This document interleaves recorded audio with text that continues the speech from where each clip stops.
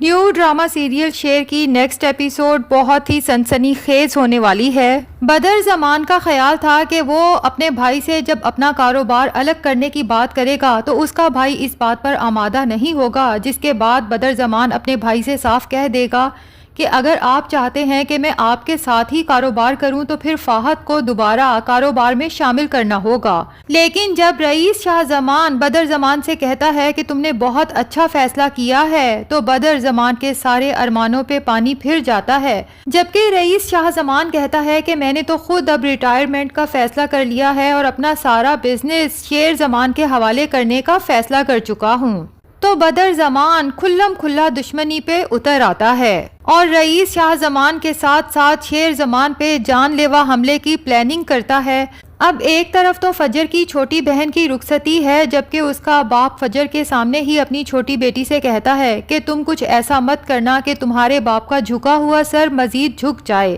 بلکہ یہاں سے جانے کے بعد سمجھ لینا کہ تم کشتیاں جلا کے آئی ہو اور واپسی کا کوئی راستہ نہیں ہے۔ اپنے سسرال میں ہر طرح کے حالات سے سمجھوتا کرنے کی کوشش کرنا اور پھر دبے دبے لفظوں میں ایک بار پھر فجر کو طنز کا نشانہ بناتا ہے کہ پہلے ہی ایک بیٹی کی وجہ سے میں خاندان بھر میں نظریں ملانے کے اور سر اٹھانے کے قابل نہیں رہا۔ فجر کے دل کو تو اس کے باپ کے الفاظ جیسے چیر کے رکھ دیتے ہیں۔ بہن کی رخصتی کے بعد اپنی ماں کے گلے لگ کے پھوٹ پھوٹ کے رو دیتی ہے کہ باپ کا دل بھی بھلا اتنا چھوٹا پڑ سکتا ہے کہ اس کے دل میں صرف اپنی اور اپنے خاندان کی عزت رہ جائے اور اپنی اولاد کی محبت یکسر ہی ختم ہو جائے، جبکہ فجر کے باپ کو دیکھ کر تو یہی احساس ہوتا ہے کہ جیسے وہ صرف اپنے خاندان والوں کے پریشر کے زیر اثر ہے کہ فجر سے بالکل ہی بات نہیں کر رہا، ورنہ نہ تو اس کے دل میں فجر کے لیے محبت ختم ہوئی ہے اور نہ ہی وہ اس قدر سنگ دل ہے۔ دوسری طرف شیر زمان کی شادی کے فنکشن بھی سٹارٹ ہو چکے ہیں اور شیر زمان تو جیسے خود کو ہواؤں میں اڑتا ہوا محسوس کر رہا ہے، کیونکہ اس کے تو دل کی مراد پوری ہو رہی ہے، ردا اس کی زندگی میں شامل ہونے والی ہے۔ اب شیر زمان کی مہندی کا فنکشن سٹارٹ ہے، جبکہ شیر زمان کو تو خبر ہی نہیں کہ اس کی یہ خوشیاں کس قدر مختصر ہیں اور اس کی زندگی میں کتنا بڑا طوفان آنے والا ہے۔ جبکہ شیر زمان اور اس کی ماں تہمینہ بیگم کو خوش دیکھ کے نعیمہ خاتون سے تو جیسے برداشت ہی نہیں ہو رہا، پوری طرح سے تیار ہو کے مہندی کے فنکشن میں آ کے تو بیٹھ گئی ہے، لیکن اندر ہی اندر جیسے حسد اور جلن کا شکار ہے۔ دوسری طرف شیر زمان کا چچا بدر زمان اور اس کے بیٹے بھنگڑا ڈالنے پہ لگے ہوئے ہیں، حالانکہ یہ کیسے ممکن ہے کہ شیر زمان کی خوشی ہو اور یہ لوگ خوش ہو جائیں۔ خوش تو دراصل وہ اس بات پہ ہیں کہ شیر زمان کی خوشی کے دن کو وہ آج ہی ماتم میں بدلنے والے ہیں اور پوری طرح سے پلان بھی تیار کر چکے ہیں۔ تبھی اپنی خوشی کا جشن منانے کے لیے شیر زمان کی مہندی پہ بھنگڑا ڈالتے ہیں اور ایک دوسرے کو آنکھوں ہی آنکھوں میں اشارہ کرتے ہیں کہ پلان پر عمل کرنے کا وقت بالآخر آ چکا ہے،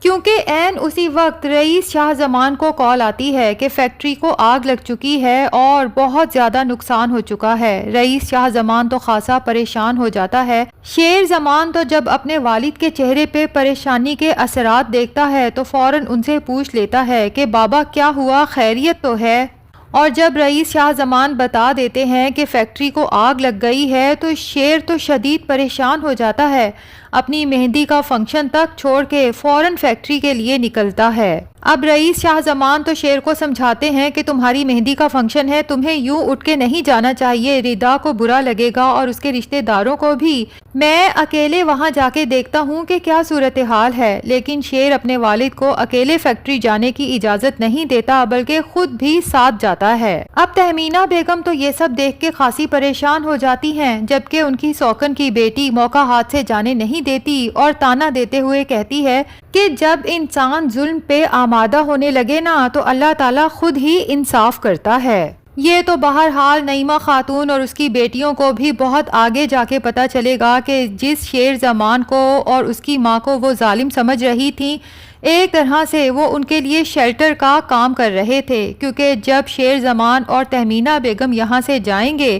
تو یہی بدر زمان جو ابھی تک تو نعیمہ اور اس کی بیٹیوں کو بہت اہمیت دیتا ہے، ان کو ان کی اوقات یاد دلانے میں زیادہ دیر نہیں لگائے گا۔ بہرحال تہمینہ بیگم تو یہ سب دیکھنے کے بعد خاصی پریشان ہو جاتی ہیں، اور انہیں ابھی یہ تو پتہ ہی نہیں کہ ان کے مالی نقصان کی آڑ میں دراصل جانی نقصان ہونے والا ہے، کیونکہ جیسے ہی شیر زمان اپنے والد رئیس شاہ زمان کے ساتھ گاڑی لے کے نکلتا ہے تو راستے میں 2-3 ٹرک ان کے سامنے آ جاتے ہیں جو بہت ہی سلو سپیڈ سے چلنے لگتے ہیں، اور پھر شیر زمان کی فرنٹ مرر پہ نظر پڑتی ہے تو ایک تیز رفتار ٹرک پیچھے سے آتا ہوا معلوم ہوتا ہے۔ تبھی شیر زمان کو خطرے کا احساس ہوتا ہے اور اپنے باپ سے کہتا ہے کہ بابا، مجھے لگتا ہے کہ اس سڑک پہ ہمیں جان بوجھ کے کسی خطرے میں پھنسایا جا رہا ہے۔ دال میں کچھ نہ کچھ کالا ضرور ہے، کیونکہ پیچھے جو ٹرک آ رہا ہے وہ کافی دیر سے ہمیں فالو کر رہا تھا اور اب خاصا تیز رفتار ہو چکا ہے۔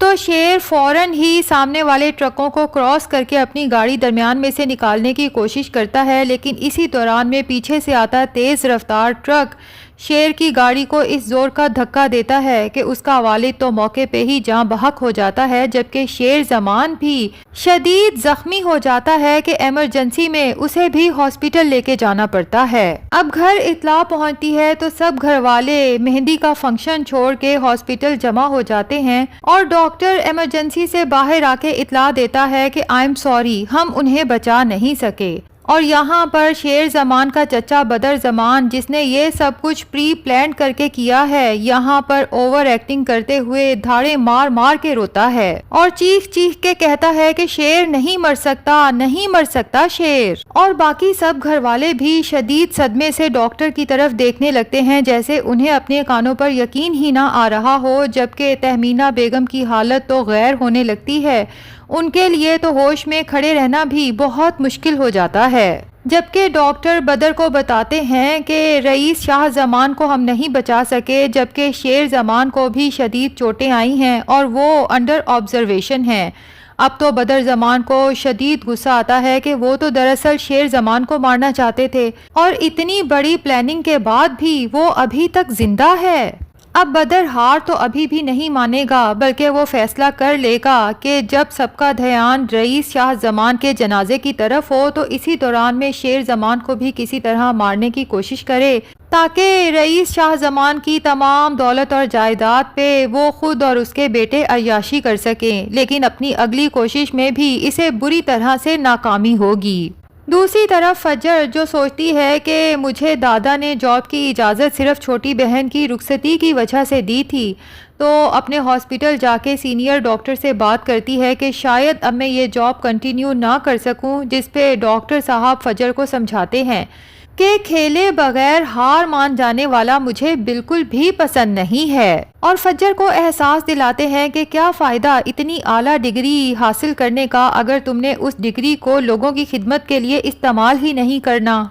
تو فجر اپنی جاب کنٹینیو کرنے کا فیصلہ کرتی ہے، اور آہستہ آہستہ اس کا اس جاب میں دل لگنے لگتا ہے، کیونکہ پیشنٹ اس کے ساتھ بہت مانوس ہو جاتے ہیں۔ جبکہ اصل کہانی تو اب شروع ہوگی جب بدر زمان شیر زمان کو بھی پاگل قرار دے کے پاگل خانے میں ایڈمٹ کروائے گا، اور پھر فجر کے ساتھ شیر زمان کا ایک دفعہ پھر انٹریکشن ہوگا۔ لیکن جب فجر اپنے سامنے شیر زمان کو اس حالت میں دیکھے گی تو ایک طرف اس کے دل میں شیر زمان کے لیے ہمدردی ہوگی، اور ویسے بھی شیر زمان کا بہت بڑا احسان ہے فجر شجاعت پہ، لیکن دوسری طرف وہ اپنی فیملی کے پریشر میں آ کے ہو سکتا ہے شیر زمان کے ساتھ کچھ برا کرنے کی کوشش کرے۔ تو ناظرین، ڈرامہ کافی انٹرسٹنگ ہو چکا ہے۔ آپ میں سے کس کس کو شیر ڈرامے کی نیکسٹ ایپیسوڈ کا شدت سے انتظار ہے، کمنٹ سیکشن میں ضرور بتائیں۔ ہماری ویڈیو پسند آئی ہے تو لائک اور چینل کو سبسکرائب بھی ضرور کر دیں۔